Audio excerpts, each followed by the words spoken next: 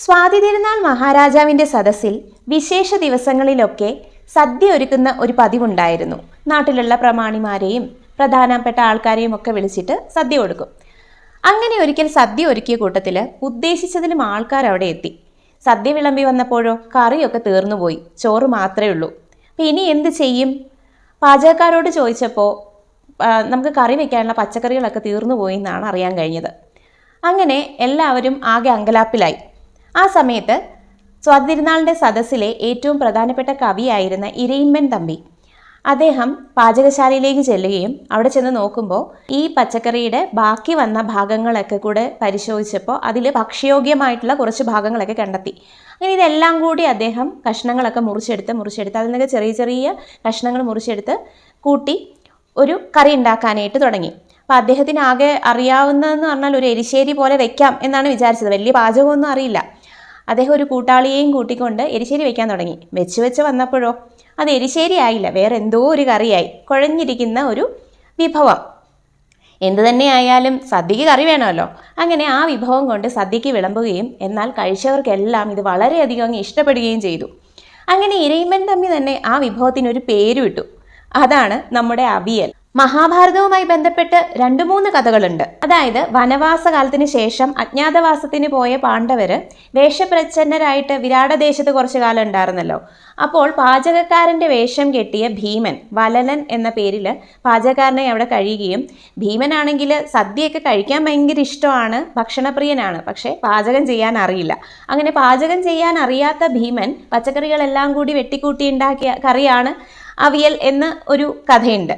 ഒരിക്കൽ ഭീമനെ വധിക്കുന്നതിന് വേണ്ടി കൗരവരൊരു പദ്ധതിയിട്ടു. ഭീമന് സൂത്രത്തിൽ വിഷം നൽകുകയും അദ്ദേഹത്തെ സമുദ്രത്തിലേക്ക് എറിയുകയും ചെയ്തു. അപ്പോൾ വെള്ളത്തിൽ വീണ ഭീമൻ മുങ്ങിച്ചത്തു എന്ന് കരുതിയിട്ട് ഇവരെന്ത് ചെയ്തു? മരണാനന്തര ക്രിയകൾക്ക് ശേഷം ഒരു സദ്യ അങ്ങ് നടത്തി. കൗരവർക്കത് സന്തോഷത്തിൻ്റെതായിട്ടുള്ള ഒരു സദ്യയായിരുന്നു. പക്ഷേ ഭീമനെ രക്ഷപ്പെടുത്തിയ ഒരു കഥ എല്ലാവർക്കും അറിയാമല്ലോ. അങ്ങനെ വെള്ളത്തിൽ വീണ ഭീമനെ നാഗങ്ങൾ രക്ഷപ്പെടുത്തുകയും ഭീമൻ തിരിച്ചെത്തുകയും ചെയ്തു. തിരിച്ചെത്തിയപ്പോൾ ഭീമൻ കാണുന്നത് ഇവരിങ്ങനെ സദ്യ നടത്തുന്നതാണ്. അപ്പോൾ ഭീമൻ തിരിച്ചു വരുന്നത് അറിഞ്ഞ് ഇവർ സദ്യ പാതി വഴിയിൽ നിർത്തിവെച്ചു എന്നും പറയുന്നുണ്ട്. ഇത് കണ്ട ഭീമൻ അവിടെ കണ്ട പച്ചക്കറികളെല്ലാം കൂടി ചേർത്ത് അദ്ദേഹത്തിൻ്റെതായ രീതിയിൽ ഒരു വിഭവം ഉണ്ടാക്കി. അതാണ് അവിയൽ എന്ന് മറ്റൊരു കഥ. എന്നാൽ നമുക്ക് വിശ്വാസയോഗ്യമായിട്ട് എടുക്കാൻ പറ്റിയ ഒരു കഥയാണ് കൊട്ടാരത്തിൽ ശങ്കുണ്ണിയുടെ ഐതിഹ്യമാലയിൽ രേഖപ്പെടുത്തിയിരിക്കുന്നത്. അത് വളരെ രസകരമായ ഒരു കഥയാണ്. തിരുവിതാംകൂർ മഹാരാജാവ് വർഷം തോറും നടത്തുമായിരുന്ന ഒരു വേദ പഠന കൂട്ടായ്മയാണ് മുറജപം. 100 കണക്കിന് ബ്രാഹ്മണർ ഈ കൂട്ടായ്മയിൽ പങ്കെടുത്തിരുന്നു. വിഭവസമൃദ്ധമായ സദ്യയായിരുന്നു മുറജപത്തിന്റെ ഏറ്റവും പ്രധാന ആകർഷണം. ഒരു തവണ മുറജപം നടക്കുമ്പോൾ അവസാന ദിവസം പച്ചക്കറികൾക്ക് ക്ഷാമം നേരിട്ടു. കറികളൊന്നും അധികം ഉണ്ടാക്കാൻ സാധിച്ചില്ല. അപ്പോൾ അവിടെ ഉണ്ടായിരുന്ന കൗശലക്കാരനായ ഒരു പാചകക്കാരൻ തലേ ദിവസം ബാക്കി വന്ന പച്ചക്കറികളെല്ലാം നീളത്തിൽ അരിഞ്ഞ് തേങ്ങയും ചേർത്തുണ്ടാക്കിയതാണ് അവിയലെന്നും പറയപ്പെടുന്നു. എന്തായാലും കേരളത്തിൽ ഈ ഒരു വിഭവം വളരെ പ്രശസ്തം തന്നെയാണ്. സദ്യയ്ക്ക് ഒഴിച്ചുകൂടാനാവാത്ത ഒന്ന്. കേരളത്തിൽ തന്നെ പല നാടുകളിലും പല രീതിയിലാണ് അവിയൽ ഉണ്ടാക്കുന്നത്. അവിയലിന് പുളിക്കായിട്ട് തൈരും തക്കാളിയും മാങ്ങയും ഒക്കെ മാറി മാറി ചേർക്കുന്നവരുണ്ട്. പാവയ്ക്ക ചേർത്തും അവിയൽ ഉണ്ടാക്കുന്നവരുണ്ട്.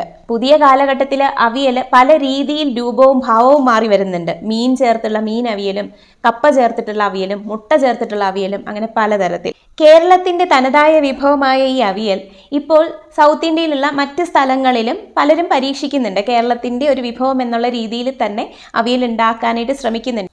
എങ്കിലും നമ്മൾ ഈ പച്ച വെളിച്ചെണ്ണയും കറിവേപ്പിലയും ഒക്കെ ചേർത്തുണ്ടാക്കുന്ന ആ അവിയലിൻ്റെ ആ രുചി ഉണ്ടല്ലോ, അതിലേക്ക് ആർക്കും അങ്ങനെ എത്തിപ്പെടാനായിട്ടില്ല എന്നുള്ളതാണ് അതിൻ്റെ സത്യം. മറ്റൊരു വിഭവത്തിൻ്റെ രസകരമായ വിശേഷങ്ങളുമായി വീണ്ടും വരാം. പേജ് ഫോളോ ചെയ്യാൻ മറക്കല്ലേ.